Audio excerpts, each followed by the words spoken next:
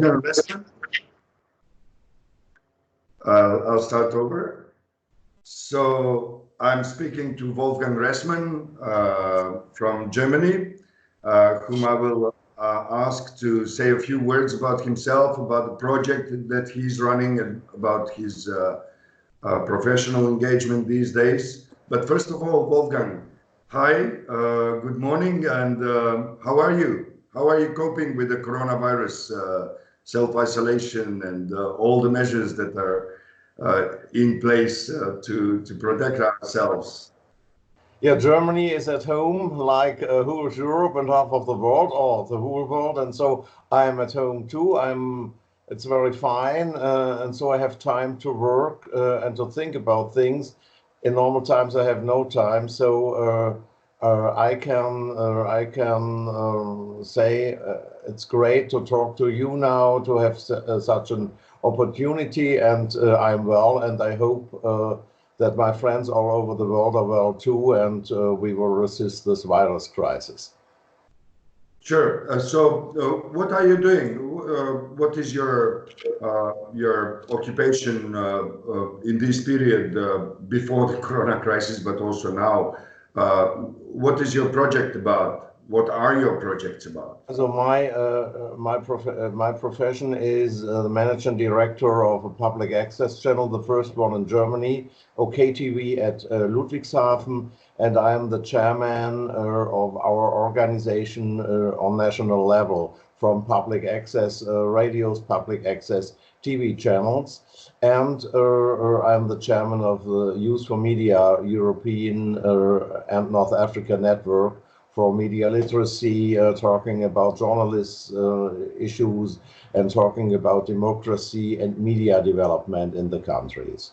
This is what I do, and in this both positions we manage, and I manage together with our Ministry of Foreign Affairs project with the so-called countries of the Eastern Partnership. Means Ukraine, Georgia, Moldavia, Armenia, and to talk about peace, to talk about tasks of journalism in times of fake news, open war in Ukraine, or frozen conflicts in Georgia and Armenia. So that's a lot of things to do, from the small ones to the big ones, and that's what I like very much.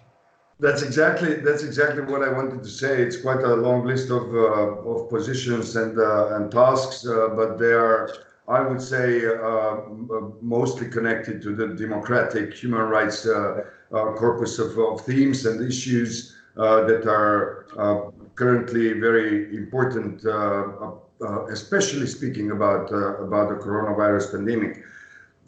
Wolfgang, I would like to refer to a letter I read from you yesterday that you shared with me, a letter in which you're warning about the risk for human rights and democracy in times of measures, the states of emergency, and different types of operations that different governments across Europe and across the world are taking. So would you share with our public and with the international public, of course, what are the concerns about the human rights nowadays when we have states of emergency across the world, when governments take more power in their hands? Yeah, we have the problem with the coronavirus is not the we had this problem before too. We have this problem of de-democratization in a lot of countries. Right-wing populism is a problem. In the European Union, we have the problem. We have had the problem and have the problem in Poland with this government. We have the problem in Hungary, especially combined with the virus crisis, and in all countries of the Western world, human rights, political rights in this crisis are going down. that you don't be allowed to meet each other, don't be allowed to talk to more than two persons, and so on. In this situation of virus crisis, I think it's necessary to protect people, to protect life, but we must use this Corona times also to think about how necessary these political and human rights are, to reflect it and not to give it up. And after the crisis, some right-wing populists say, okay, we don't need this. You see, it works without it. So that is a danger also in the heads of the people. That's right. I mean, I just read, I think in Deutsche Welle yesterday evening, that Brussels has issued warning signs to the Hungarian Prime Minister that the power grab must not be used or abused under the excuse that somebody is that they're fighting against the coronavirus. Would you comment on the Hungarian situation? How do you see the Hungarian situation right now, especially in the light of the coronavirus struggle and challenges? From my position, what Orban's government and Orban himself does is not compatible to European values and to the European community. And to say I have 1 year only make my running the government by decrees without parliament, this is absolutely unacceptable and has nothing to do with Corona. This is a trial to say how can we abolish democracy, and there the virus is an instrument, and I think this is a real hard development in Hungary, in between the European Union, and we have to say no to Orban, and so I hope that Brussels says no to this development without heavy sanctions to Hungary when Orban doesn't take these things back. In other words, if you agree with me, power grab and authoritarian governments do not necessarily mean that they can successfully fight the coronavirus pandemic or any other challenge in the society. To the contrary, I would say that the power grab is abused or used for the interest of a small group of people against the interest of the majority, and not necessarily mean that they can solve crisis or any other problem. Well, maybe there is a need to make some distinction between what discipline and following advices and measures from relevant institutions and what a strong hand of the authoritarians mean. Maybe we should start talking about these two different meanings of something that might look similar to one another.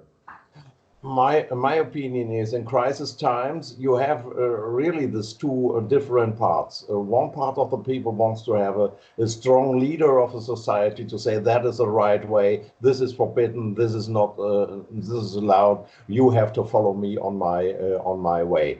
This is one possible reaction of the people. The other is a democratic reaction, meaning that it is our responsibility to fight the virus. It is our responsibility how to work with our neighbors, how to take distance. This is our own decision, not made by the government. I think this is a democratic way, and so this virus crisis is also a chance for democracy when we clear it up in the public opinion and discuss this both position, the dangerous one, also in the perspectives, and the democratic one as a chance after the virus. Right. When we speak about the coronavirus and the real fast spread of the coronavirus is one thing, and it's really worrying. But on the other hand, it looks like the fake news are spreading even faster. the contamination by fake news is even faster and bigger, and in some ways fake news can cost lives. And in that respect, do you see that the societies are ready, maybe the German society is ready to fight the fake news and to fight the disinformation that is being spread from various reasons, with various motives? Do you have some considerations of this, and maybe we should do something more as organizations, as media, in struggling with fake news contamination, so to speak? Yeah, the fake news is a problem since we have the rising up of the social networks. Also in Germany, the social networks, Facebook and so on, you know what I mean? This is, there are the fake news are working, and there are the fake news are going into society. This is one side. This is one part which is rather dangerous. On the other side, in Germany, we have the strong public radio and TV system paid by the people, and so they are working against it. Also, our papers are working against it with to give special informations about fake news from the social networks. And in the paper you can read, and in the TV or radio program you can listen to the real information. So they tried, so the journalists, so the professional journalists in Germany mostly not feeding the flame and try to inform people. That does not mean that sensational things to raise it up and to make it more dramatic are things which are abolished at the moment. But in the middle, I think there is a trustful work of the great majority of journalists, and because of that, people are so quiet handling the situation at home.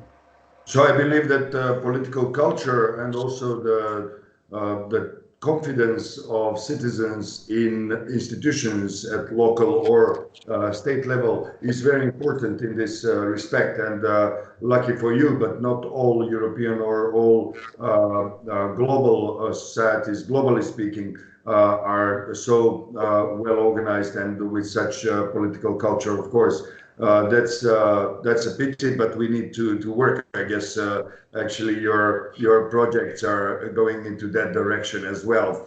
I would like to, speaking about the fake news, I'd like to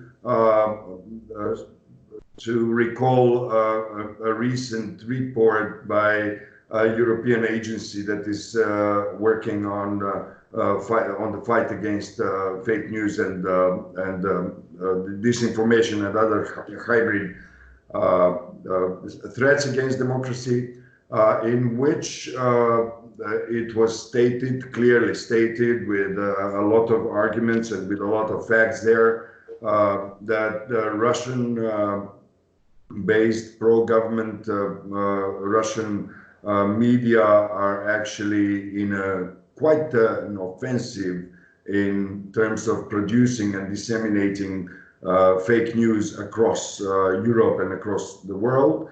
That fake news are actually generated in order to give some advance to the Russian the advancement in globally as a factor, and we have this impression also here in North Macedonia, but we can see that this is a global phenomenon in which the Russian or pro-Putin media are actually in this operation for quite a long time, and the coronavirus has been used or abused as a space in which the fake news are diminishing democracies and diminishing the confidence of people in their healthcare systems and in their governments in general.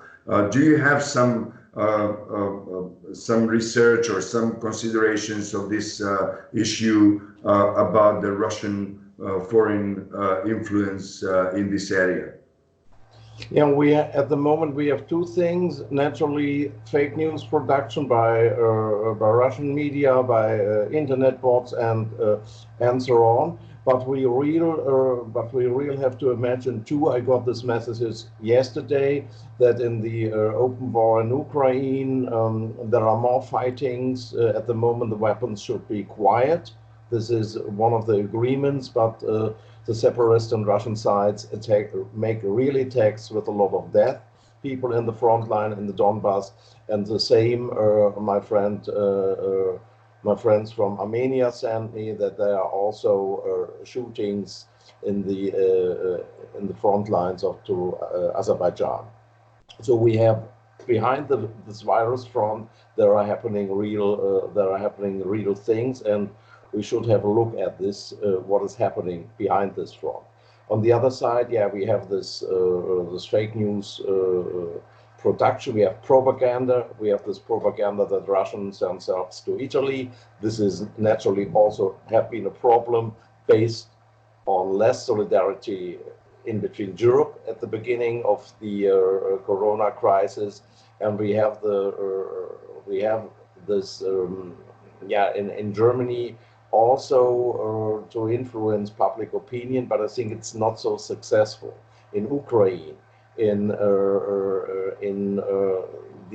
a lot of other states where the Russian influence is much higher, it is a dangerous weapon of Russia to get more influence to public opinion. And so we have to say what are the Russians are doing, what are their techniques, and what are their messages. And so and we have to discuss that with the journalists, that to cover it up and to say this is Russian propaganda, these are Russian fake news. I know it's a hard job. Well, with this final message that it is a very hard job to struggle against fake news and disinformation and propaganda, I would like to thank you very much for your conversation and for your answers and for your input into our media production.